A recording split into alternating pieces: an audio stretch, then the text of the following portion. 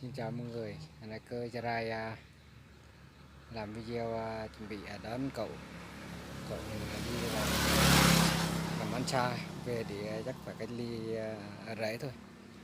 Cậu mình không có nhà ở nha. Quý vị xem kênh nhà cơ Gia Rai, like và chia sẻ đăng ký kênh cơ Gia Rai nhé. Cơ Gia Rai cũng không có nhà để tạo thì cho cậu mình đi làm ăn xa quá về. Cha mẹ thì mất hết rồi, mất sớm rồi. Còn cậu đi làm chỗ như Bình Phước gì đó, Bình Phước ở trong rừng thôi, rẫy, không phải làm ở công ty đâu nha. Làm ở Bình Phước làm cà phê tiêu thôi, ở rẫy một mình, nên cậu chuẩn bị về rồi. Mấy hôm nữa chắc phải cho cậu cách ly ở rẫy của mình. Rồi tôi sẽ đây xin chào mọi người, chuẩn bị xin chào mọi người nhé. Cơ vlog chuẩn bị đón cậu đi làm ăn xa về, không có nhà ở chứ xin ở cách ly tại rẫy thôi. Mình xem nhé. Đó. Đây chắc về chuẩn bị mua mùng có rồi, chỉ thay chiếu mới, mua chiếu mua chanh. Đó, ở đây trồng củi luôn. Trồng củi đêm thì có điện rồi. Đó, có điện mua bóng điện luôn, cắm vô là có điện rồi. Chắc cậu mình về ở cách ly một mình ở đây.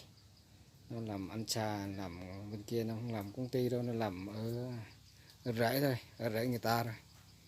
Về cũng chấp hành nhà nước là cách ly tại nhà, nhưng không có nhà ở là cách ly ở rẫy đây an toàn hơn.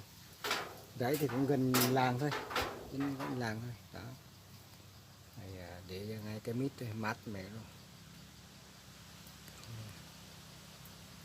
Chuẩn bị nước sinh hoạt đấy, nước sinh hoạt tắm rửa đấy.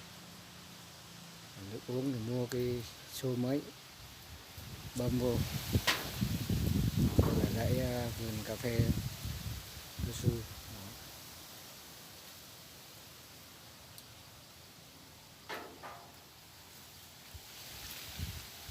Đúng, ở đây đảm bảo hơn ngủ. Chòi thôi, chòi nhỏ nhỏ thôi. Thì quay lên một vòng nữa. Đây, củi chưa đầy đủ chuẩn bị đó. Mai mốt về quay để cậu mình luôn, các bạn xem.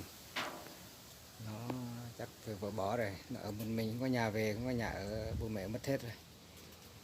Mình Gia Rai mình ở đi theo vợ ở nhà vợ bỏ, không có nhà ở luôn. Về Hoàng không được. Đó, về chắc phải cách ly, cách ly ở rẫy luôn. Chỉ còn 14 ngày, chấp hành nữa 14 ngày là xong. Đó.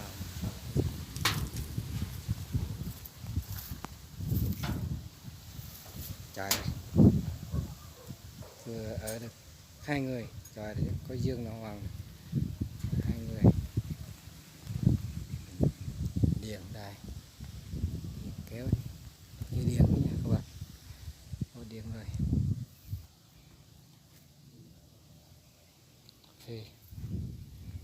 Phê sắp thu hoạch rồi, chín rồi.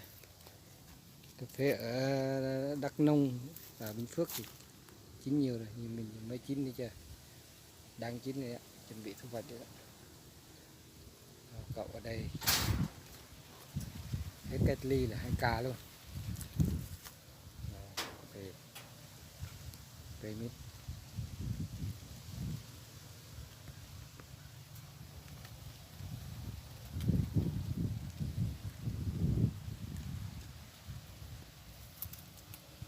Đây lạnh, chắc lạnh lắm. Mai đóng cái chỗ này, đóng kín như này, làm chưa xong, quay rồi.